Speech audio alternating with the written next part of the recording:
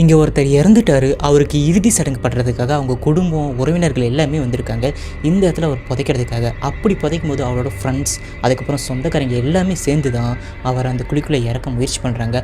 அப்படி முயற்சி பண்ணும்போது அதில் ஒரு ஆள் மட்டும் கீழே அப்படியே தவறி அந்த புதைக்கிற குழிக்குள்ளே விழுந்துடுறான். ஆனால் இதை அவன் தவறி தான் விழுந்தான்னு நீங்கள் நினச்சிங்கன்னா அதுதான் கிடையாது. இந்த வீடியோவில் இருக்கிற உண்மையை நான் தெளிவாக உங்களுக்கு காட்ட போகிறேன், கவனமாக பாருங்கள். முதல்ல இந்த வீடியோ பார்க்கும்போது எல்லாருக்குமே அவர் தவறுதெல்லாம் தவறி தான் அந்த குழிக்குள்ளே விழுந்த மாதிரி தெரியும். ஆனால் உண்மையாலுமே அவரை பிடிச்சி அந்த குழிக்குள்ளே யாரோ இழுத்துருக்குறாங்க. இப்போ நான் காட்டுற இந்த இடத்த கொஞ்சம் கவனமாக பாருங்கள். அவரை யாரோ ஒரு கையை வச்சு அந்த குழியில் அப்படியே பிடிச்சி இழுக்கிற மாதிரி ரெக்கார்டே இருக்குது. அது ரொம்பவே நல்லா தெளிவாகவே அந்த கை அவரோட ஷோல்டர் மேலே வச்சு அவரை பிடிச்சி இழுக்கிற மாதிரி இருந்திருக்கு. கொஞ்சம் கவனமாக பாருங்களேன்.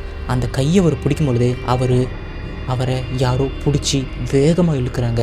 உண்மையுமே இழுத்து தான் இருக்காங்க. எனக்கு தெரிஞ்சு இறந்து போனவரோட பெஸ்ட் ஃப்ரெண்டாக தான் இவர் இருக்கணும். அதனால தான் கூடையே கூட்டிகிட்டு போகணும்னு நினைக்கிறாரு போல். இந்த மாதிரி உண்மையாகவே கேமராவில் ரெக்கார்டான ஏதோ அமானுஷி உருவம் இல்லை பேய்களை பற்றி தான் இந்த வீடியோ இருக்க போது. அதனால் தனியாக பார்க்குறத அவாய்ட் பண்ணிக்கோங்க. நான் Vicky, welcome back to Wikipedia. இப்போ நான் காட்ட போகிற இந்த ஒரு வீடியோவில் ஒரு பொண்ணு சாதாரணமாக நடந்து போகிற மாதிரி தான் இருக்கும். உண்மையாகவே அந்த பொண்ணு சாதாரணமாக தான் நடந்து போயிட்டுருக்கா. ஆனால் இதுக்கப்புறம் நடக்க போகிற சம்பவம் தான் நம்மளை பயமுறுத்தும். இந்த பொண்ணு இப்போ நடந்து போயிட்டுருக்கால, அந்த ரோட்டில் ஒரு கேமரா 2 கேமரா இல்லை, கிட்டத்தட்ட 5-6 கேமரா இருந்திருக்கு. ஸோ அந்த 5-6 கேமராலையுமே இந்த பொண்ணோட உருவம் பதிவே இருக்குது. ஸோ இந்த பொண்ணு பின்னாடி பேயோ இல்லை பிசாசோ எதுவுமே கிடையாது. ஏன்னா அந்த பொண்ணே ஒரு பேய் தான்.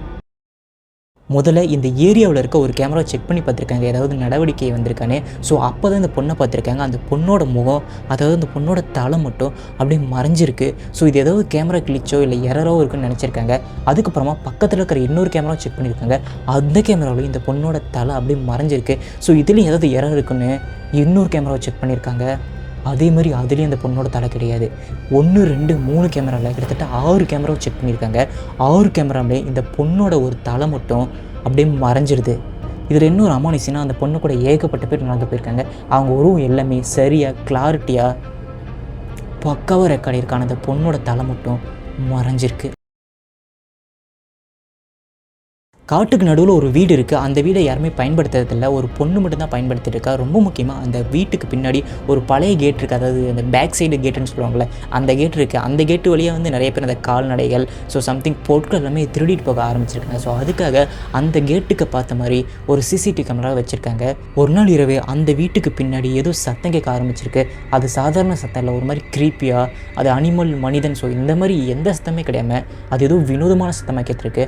அந்த பொண்ணு அந்த வீட்டு விட்டு வெளியில் போய் பார்க்குறதுக்கே பயந்துக்கிட்டு அந்த வீட்டுக்குள்ளேயே படுத்து தூங்கிட்டா. மறுநாள் காலையில் அந்த கேமரா எடுத்து செக் பண்ணியிருக்கா. அப்படி செக் பண்ணும்போது இப்போ நீங்கள் பார்த்துருக்க இந்த உருவம் வந்திருக்கு. முதல்ல கேட்டுக்கு பின்னாடி அந்த வெள்ளை கலரில் உருவம் அப்படியே மெதுவாக நடந்து போகுது. அதுக்கப்புறமா கேட்டு வழியாக பூந்து அது அப்படியே ஒரு மாதிரி நம்ம பேய் பிசாசுலாம் எப்படி இருக்கும், எப்படி வரும்னு நினச்சிட்ருப்போமோ அதே மாதிரி தான் அது நடந்து போயிருக்கு. நாயோட கண்களுக்கு பேய் தெரியும்னு சொல்லுவாங்க. ஆனால் இப்போ நான் காட்ட போகிற இந்த வீடியோவில் அது உண்மைன்னு நிரூபிக்கிற மாதிரி தான் இருக்குது. இந்த ஒரு வீட்டில் ஹஸ்பண்ட் அப்புறம் ஒய்ஃப் மட்டும்தான் இருக்காங்க, வேறு யாருமே கிடையாது. அவங்க ஒரு குட்டி நாயை வளர்த்துட்ருக்காங்க.